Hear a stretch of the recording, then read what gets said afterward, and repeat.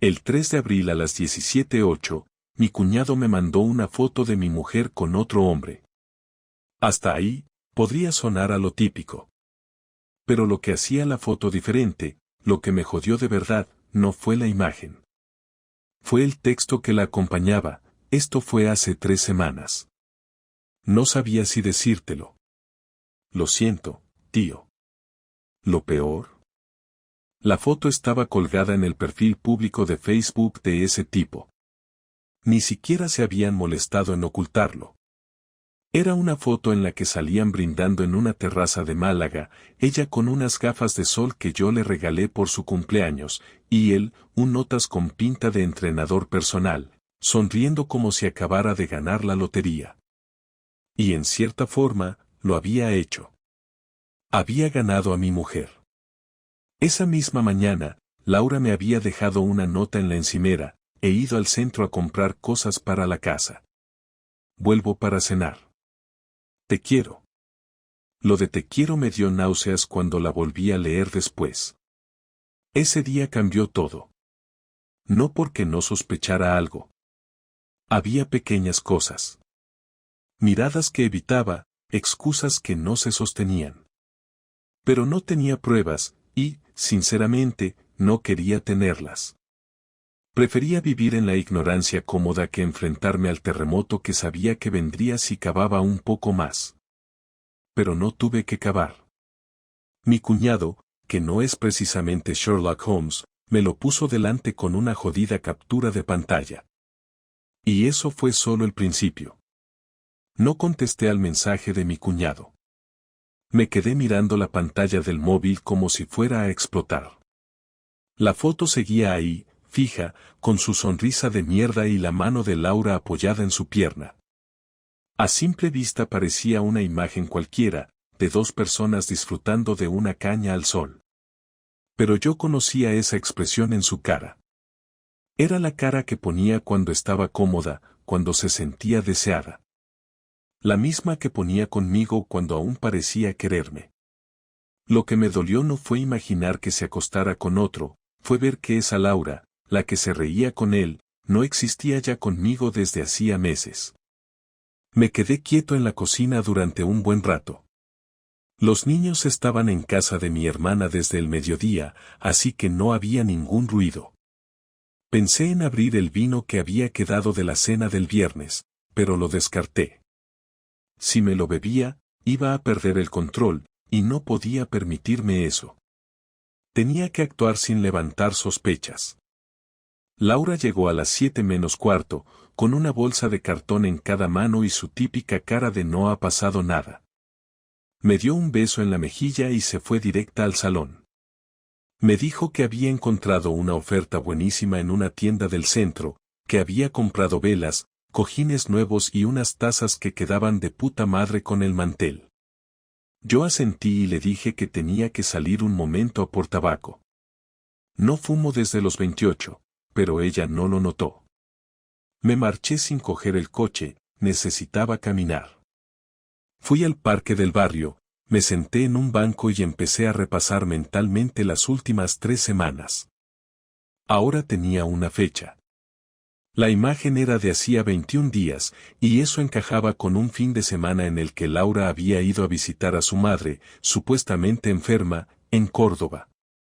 Esa noche me llamó diciendo que su madre se encontraba peor, que se quedaría a dormir con ella. Yo le creí. Hablamos unos 5 minutos, y no noté nada extraño. Me dijo que me quería y que le diera un beso a los niños.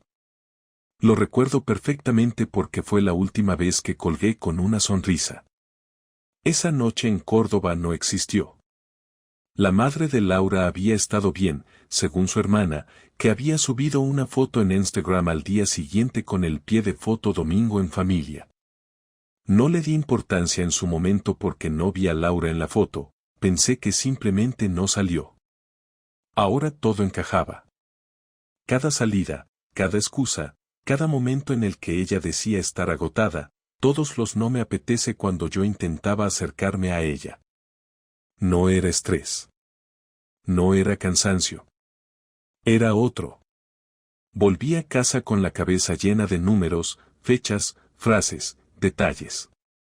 Laura estaba en la cocina preparando algo para cenar. Me miró al entrar y me preguntó si estaba todo bien. Le dije que sí, que me dolía un poco la cabeza. Ella sintió, se acercó y me dio un beso en la frente. Yo no reaccioné. No podía. En ese momento solo podía pensar en que esos mismos labios habían estado sobre otro hombre. Me senté en el sofá, encendí la tele y fingí estar viendo un documental sobre volcanes. No vi ni un segundo. Mi cerebro repasaba posibilidades, formas de confirmar todo sin que ella lo notara. Durante los días siguientes, hice lo que no había hecho nunca en 14 años, empecé a mentir. Le dije que tenía trabajo extra, que tenía que quedarme más horas en la oficina, que necesitaba concentrarme y no estar con el móvil. Eso me dio el espacio que necesitaba. Hablé con mi cuñado por teléfono. Me pidió disculpas por no haberme dicho nada antes, pero me confesó que había visto a Laura en Málaga cuando fue allí por una reunión y que se quedó paralizado. No era solo la imagen, era el gesto de ella, el lenguaje corporal. Me dijo que no parecía un desliz, sino una relación. Que no fue una comida rápida, que estuvieron juntos toda la tarde, tomaron café, entraron a una tienda de ropa, salieron riéndose. Como si fueran pareja. Le pregunté si había más fotos. Me dijo que no, que solo esa. Que no se atrevió a hacer más. Le di las gracias, colgué y me quedé mirando el techo de mi coche. Me sentí tan estúpido por no haberlo visto antes. Entonces tomé una decisión. No iba a enfrentarla todavía. No sin pruebas reales. Quería saber quién era él, qué hacía, cuánto tiempo llevaba esto. Y necesitaba hacerlo sin que Laura lo supiera. No soy detective, pero sé moverme. Le pedí a un colega de trabajo que me ayudara a instalar una aplicación en el portátil de Laura que registrara los inicios de sesión y las direcciones IP. Él no hizo preguntas. Me pasó el programa en una memoria USB y me explicó cómo usarlo. Lo instalé mientras Laura se duchaba, un domingo por la noche. En menos de 2 días tenía datos suficientes para ver que usaba cuentas de correo que yo no conocía y que había estado chateando con alguien en horario de trabajo, a través de una plataforma de mensajería que no utilizaba conmigo. No sabía todavía quién era él, pero ya sabía que esto no era una aventura esporádica. Era otra vida paralela. Una tarde, mientras estaba en el trabajo, recibí una notificación con una ubicación registrada desde su portátil. No estaba en casa ni en la oficina. Era un piso en Triana. Y lo visitaba con frecuencia, especialmente los viernes. Ese viernes salí antes del trabajo. Fui hasta allí, aparqué lejos y esperé. No tardó mucho. A las 5:20, Laura llegó en su coche, bajó con una bolsa y entró al portal. No miró atrás. Ni se fijó si alguien la seguía. Yo no salí del coche. Me quedé ahí, quieto, mirando la puerta cerrarse. Me temblaban las manos. No sé cuánto tiempo estuve así. Solo sé que ese momento fue más doloroso que la foto. Porque ya no era una sospecha. Era real. Estaba ahí, a menos de 20 metros de mí, con otro hombre, viviendo una vida que no incluía a sus hijos ni a mí. Y esa fue la última vez que la vi como mi mujer. Lo que vino después ya no tuvo nada que ver con el amor. Solo con la verdad. La idea de enfrentarla me había estado rondando la cabeza desde el mismo momento en que confirmé que todo era real, pero no sabía cuándo hacerlo ni cómo, hasta que el azar decidió por mí. Fue un miércoles por la noche. Habíamos cenado tortilla con ensalada, los niños estaban viendo una película en el salón y Laura fregaba los platos en silencio, como si no pasara nada, como si no hubiera estado acostándose con otro hombre en un piso de Triana mientras yo me partía la espalda trabajando para pagar una hipoteca que ahora me parecía ridícula. Me senté a la mesa, sin tocar la fruta que había pelado, la miré un rato mientras lavaba una sartén y pensé que ese momento, sin avisar, era tan bueno como cualquier otro. Me levanté, me apoyé en la encimera y le pregunté directamente, ¿quién es el tipo del piso de Triana?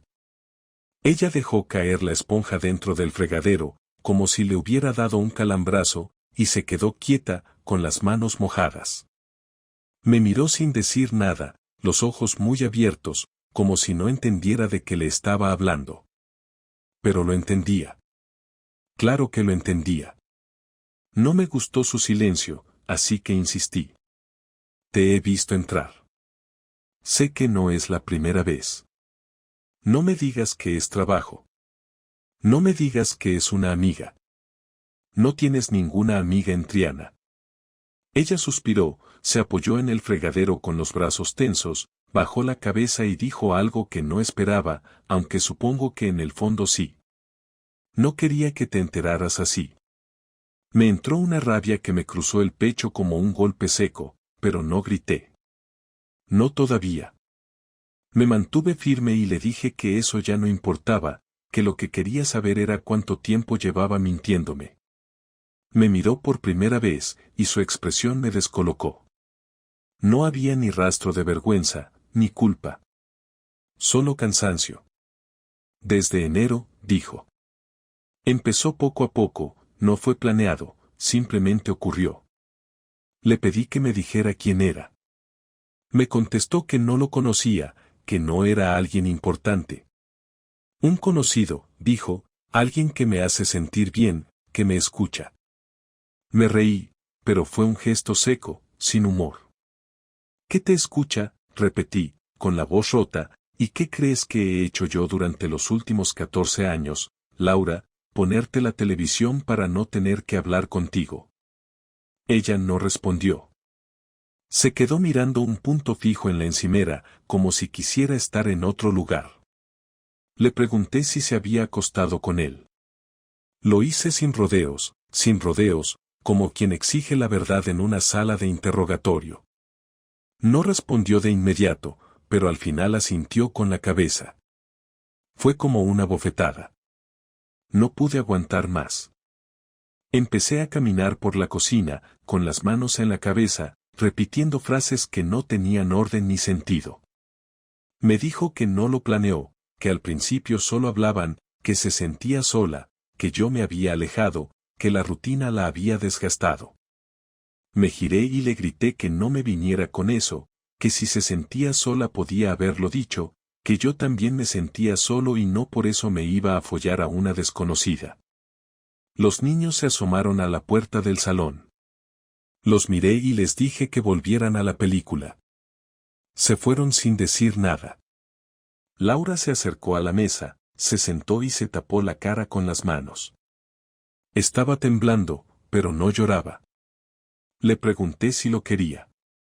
Me dijo que no era eso. Que no quería una relación con él, que simplemente había pasado.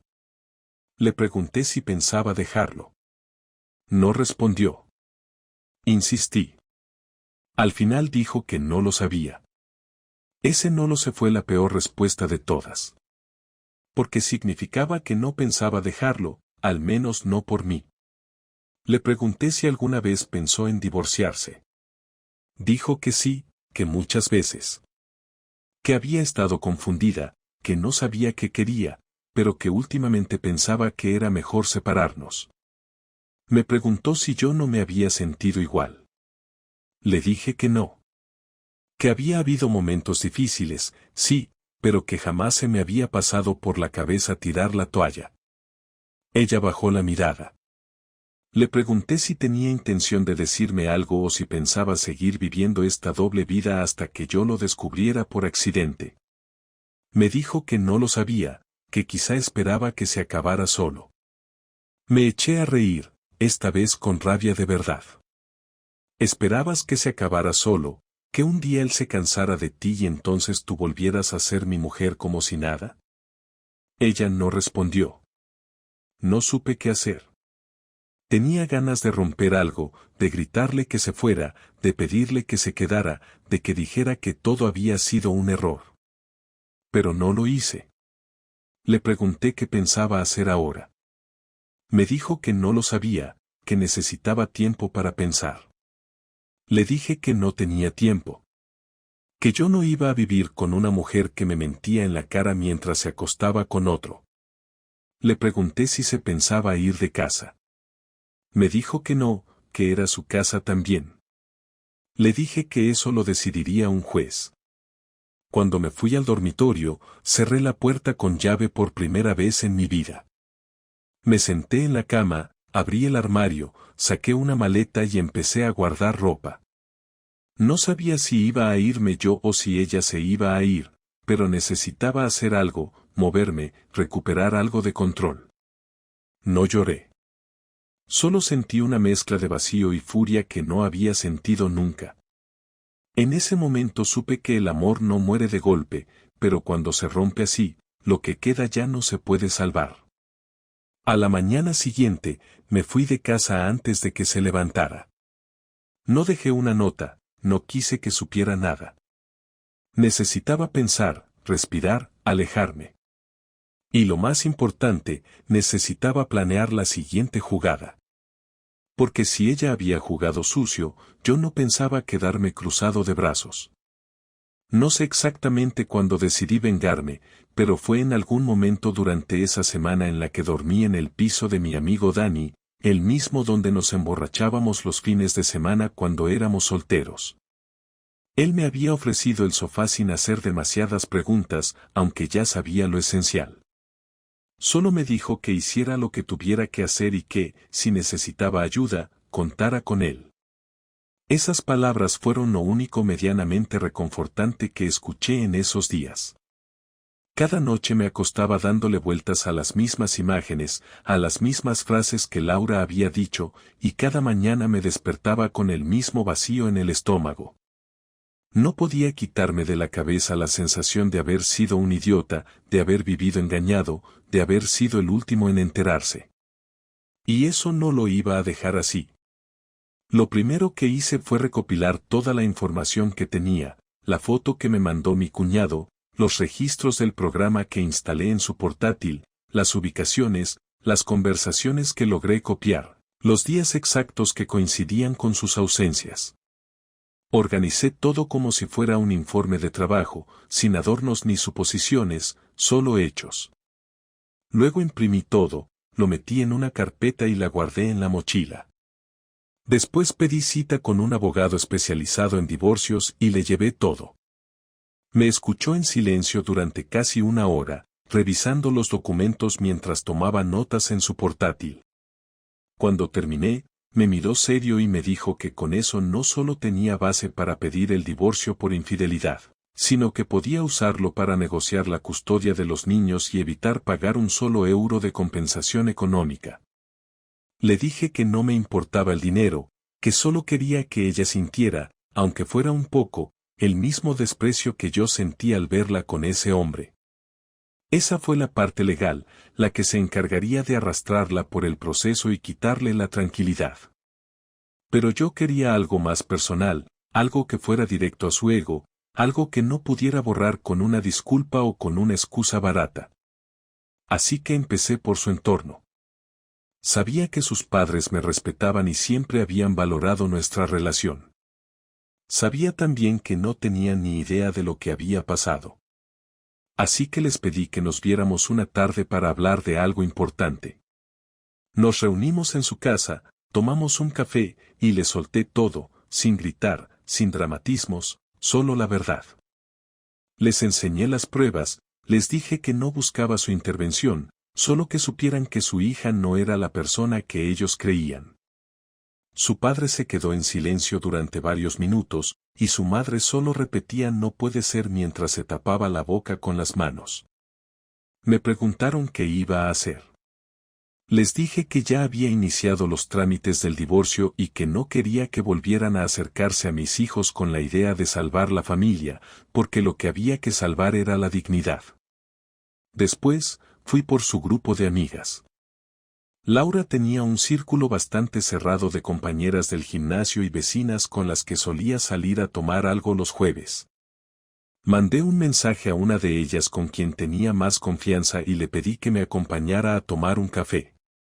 Me presentó en el local y, después de 5 minutos de charla banal, le enseñé la misma carpeta que había llevado al abogado. Su expresión cambió al instante. No hizo falta explicarle mucho más. Le pedí que no lo comentara con Laura aún, que prefería que se enterara de otra forma. Ella asintió. Sabía que, en menos de 2 días, toda esa información estaría circulando por todos los grupos de WhatsApp donde Laura se movía. Y eso era exactamente lo que buscaba. Lo siguiente fue su trabajo. Tenía un compañero con el que yo coincidí un par de veces en reuniones sociales, alguien que siempre me cayó bien y que también era amigo de Dani. Le pedí un favor. Le dije que necesitaba saber si el tipo con el que estaba Laura tenía alguna relación con la empresa o si era un cliente. Me respondió al día siguiente. No era cliente, era un nuevo proveedor externo que estaba colaborando con el equipo de marketing, y sí, había rumores de que algo había entre él y una del departamento. No necesitaba más. Le agradecí la información y le dije que se olvidara del tema. No quería que él se viera metido en el lío. Con eso bastaba para saber que ella no solo había mentido en casa, también lo hacía en el trabajo. Finalmente, me preparé para el golpe final. Esperé al sábado siguiente, el día que siempre usábamos para estar en familia. Laura no sabía que yo ya había hablado con los niños. Les expliqué todo de forma simple, sin insultarla, sin manipularlos. Les dije que mamá y yo ya no íbamos a vivir juntos y que era por algo que mamá había hecho. No quise entrar en detalles porque eran pequeños, pero lo entendieron mejor de lo que esperaba. Les dije que iban a quedarse conmigo y que ella podría verlos, pero que eso lo decidiría un juez. Esa tarde, regresé a casa con Dani. Entramos con las llaves que aún tenía y esperamos en el salón. Cuando Laura llegó, se encontró a los niños recogiendo sus cosas. Me miró sin entender y preguntó qué estaba pasando. Le respondí tranquilo, te dije que no iba a quedarme cruzado de brazos. Esta es tu consecuencia. Le entregué la notificación del divorcio junto con una copia de la carpeta de pruebas, la misma que sus padres y sus amigas ya habían visto. Tienes visita con el abogado el martes a las 10. Si no te presentas, igual procederemos. Me miró sin hablar, con los ojos brillantes de rabia o de miedo, no lo sé, y entonces se dio cuenta de que ya no tenía el control. Ese fue el momento en que su mundo empezó a derrumbarse, y lo mejor de todo es que no tuve que levantar la voz ni un solo segundo. Pasaron 4 días desde que le entregué los papeles del divorcio. 4 días en los que no recibí ni un mensaje, ni una llamada, ni siquiera una queja. Laura desapareció, al menos para mí. No sé si fue orgullo, miedo o estrategia, pero no intentó contactar conmigo, ni para hablar de los niños, ni para pedirme explicaciones, ni para justificar lo que había hecho. Durante ese tiempo me limité a cuidar de mis hijos, organizar las visitas al abogado y asegurarme de que todo estuviera bajo control. Me concentré tanto en no pensar que por momentos lograba engañarme, pero luego, cuando me sentaba en el sofá a solas, sin ellos alrededor, el silencio me recordaba que aún faltaba algo. Faltaba el cierre. Esa conversación pendiente llegó sola. Fue el viernes por la noche, cuando Laura apareció en casa sin avisar, con la cara más pálida de lo normal y una carpeta en la mano. No entró gritando, ni hizo ningún escándalo. Tocó el timbre, esperó a que abriera, y me pidió que habláramos. Los niños estaban durmiendo, así que accedí, más por necesidad que por cortesía. Nos sentamos en la mesa de la cocina. Yo no ofrecí nada de beber ni intenté romper el hielo. Ella fue directa al grano. Me dijo que no había firmado aún los papeles porque necesitaba entender si de verdad no había forma de arreglarlo. Le pregunté qué exactamente quería arreglar, si el engaño, la mentira o el desprecio. Me miró, respiró hondo y dijo que había cometido un error, que se había dejado llevar por una situación que la superó, que se sentía sola, y que no supo cómo parar cuando se dio cuenta de lo que estaba haciendo. La dejé hablar. Durante 10 minutos estuvo explicando que nunca pensó que llegaría tan lejos, que al principio fue una especie de escape, que no tenía intención de destruir la familia, pero que no supo cómo volver atrás. Luego dijo que entendía mi reacción, que sabía que me había hecho daño, pero que no podía evitar pensar en los niños, en cómo esto los iba a afectar, en si no podríamos encontrar una forma de seguir adelante, aunque fuera diferente. Le pregunté si todavía seguía viendo al tipo de Triana. Me dijo que no, que después de todo lo que pasó había cortado todo contacto con él. Le pregunté si fue porque de verdad quería arreglarlo o porque ya no tenía sentido seguir viéndose después del escándalo. No respondió. Agachó la cabeza y se quedó en silencio. Ese silencio fue la respuesta más clara de todas. Le dije que no se trataba de firmar unos papeles, que lo que estaba roto no era un contrato, sino algo que no podía volver a repararse con palabras o con disculpas. Le expliqué que ya no sentía rabia, que esa parte había pasado, pero que tampoco sentía amor. Que lo que ella había hecho no era solo una traición física, sino una elección continua durante meses, que cada vez que se metía en ese coche para ir a ese piso había tomado una decisión que dejaba claro quién era su prioridad, y que eso, por mucho que quisiera justificarlo, tenía consecuencias. Me preguntó si había alguien más. Le dije que no. Me miró como si eso la aliviara, como si con eso pensara que tenía alguna oportunidad de hacerme cambiar de idea. Le aclaré que no era necesario que hubiese otra mujer para decidir que ya no quería seguir con ella. Que lo que me alejaba no era el deseo por otra, sino la decepción por lo que ella se había convertido. Intentó cambiar de tono. Me pidió que al menos lo pensara unos días más, que no tomara una decisión tan definitiva. Me hizo preguntas sobre cómo íbamos a organizarnos con los niños, sobre si había pensado en vender la casa, sobre si de verdad quería que pasaran por un juicio. Le respondí que todo eso ya estaba previsto, que el abogado tenía claro el calendario, que yo no tenía ninguna intención de pelear por lo que no valía la pena. Que solo quería cerrar una etapa con la misma firmeza con la que ella decidió abrir otra sin mí. Le pregunté si había tenido miedo en algún momento de que la descubriera. Dijo que sí. Le pregunté si se arrepentía de lo que hizo o solo de que la descubrieran. Tardó en responder, pero al final dijo que las dos cosas. La conversación terminó cuando le dije que lo único que esperaba de ella era que firmara sin más vueltas y que se centrara en ser una buena madre. Que con eso bastaba. Me preguntó si algún día podría perdonarla. Le respondí que el perdón no cambiaba los hechos, que podía perdonarla como ser humano, pero no como pareja. Y que aunque la perdonara, eso no implicaba seguir con alguien que eligió apartarme sin explicaciones durante tanto tiempo. Se quedó sentada en silencio un rato más, luego se levantó, me dijo que lo pensaría, y salió sin despedirse. Cerré la puerta y me quedé de pie unos segundos, mirando la mesa vacía. En ese momento sentí que algo había terminado de verdad, no con un grito, no con una escena, sino con la constatación tranquila de que ya no quedaba nada que hablar. Esa fue la última vez que hablamos de verdad. Desde entonces, las únicas palabras entre nosotros han sido sobre horarios, visitas, acuerdos prácticos. Y está bien así. Porque lo que se rompe de verdad, no se repara con intenciones. Se deja atrás.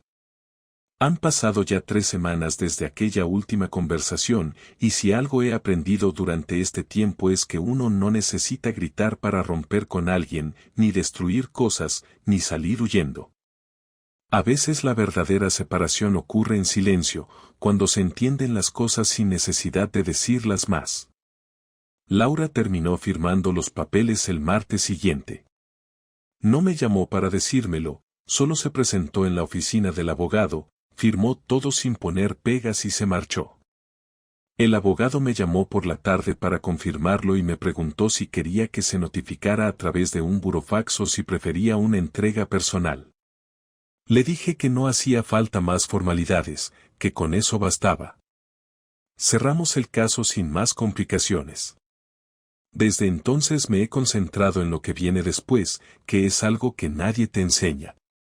Te explican cómo dividir bienes, cómo redactar un convenio, cómo ajustar los tiempos de visita con los niños, pero no hay manual para lo que pasa cuando te despiertas solo por primera vez en 15 años y no sabes muy bien qué hacer con ese silencio. He tenido que aprender a reorganizar mi día a día, a cocinar para 2 niños sin improvisar, a responder preguntas que no tienen respuestas fáciles, como cuándo volveremos a ser una familia o por qué mamá ya no duerme en casa.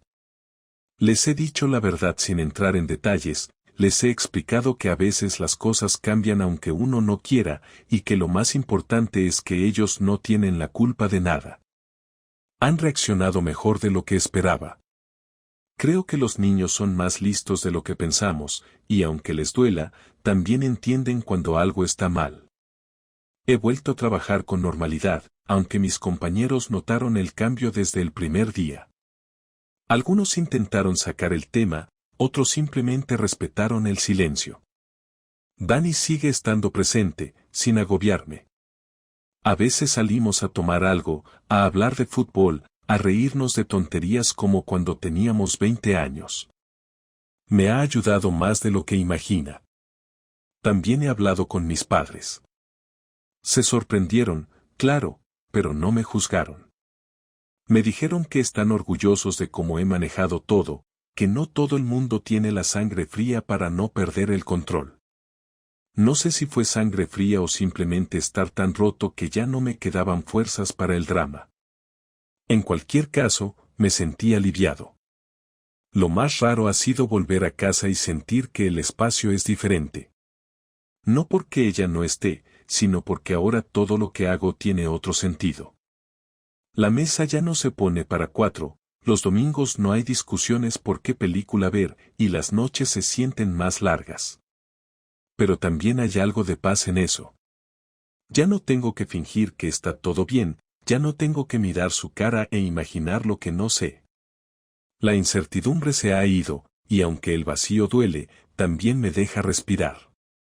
Me he dado cuenta de que me perdí en esa relación, que durante mucho tiempo fui dejando de lado mis necesidades, mis opiniones, mis intuiciones, solo por mantener algo que ya no existía. He empezado a retomar cosas que había dejado hace años. Volví al gimnasio, aunque al principio me sentía fuera de lugar entre tanta gente con rutinas armadas. Me apunté a un curso de cocina básica, no porque quiera impresionar a nadie, sino porque me viene bien no tener que depender del microondas. Estoy leyendo más, saliendo a caminar por las tardes, y sobre todo, estoy hablando más con mis hijos. Les escucho con más atención, me involucro más en sus días, y creo que eso ha sido lo más importante de todo esto. Entender que no se trata solo de seguir adelante, sino de reconstruir con lo que queda. Laura y yo ahora somos 2 personas que comparten la responsabilidad de criar a 2 niños. Nada más. Ella viene a verlos según el calendario que acordamos, los recoge algunos fines de semana y se los lleva al cine o a comer algo. Ya no hablamos más allá de lo necesario. No hay rencor, pero tampoco afecto. A veces noto que me observa con cierta distancia, como si no terminara de entender en qué momento perdió el control de todo. Tal vez nunca pensó que yo tomaría esa postura, tal vez pensó que me rompería o que suplicaría. Pero no.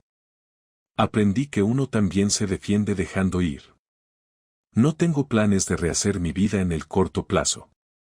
No estoy buscando pareja, ni quiero salir con nadie. Necesito tiempo para mí, para entender quién soy sin ella. Porque estuve tanto tiempo adaptándome a su forma de ver el mundo que olvidé la mía. Ahora me toca redescubrirla. Y aunque a veces cuesta, también es una oportunidad que no pienso desaprovechar. Lo único que lamento es no haberlo visto antes, no haber sido más valiente cuando todo empezó a cambiar. Pero también sé que hice lo mejor que pude con lo que tenía. Y eso, en este punto, ya es suficiente. La historia terminó, no como yo hubiera querido, pero terminó. Y eso también tiene su valor. Porque ahora, por primera vez en mucho tiempo, soy yo quien decide cómo empieza la siguiente.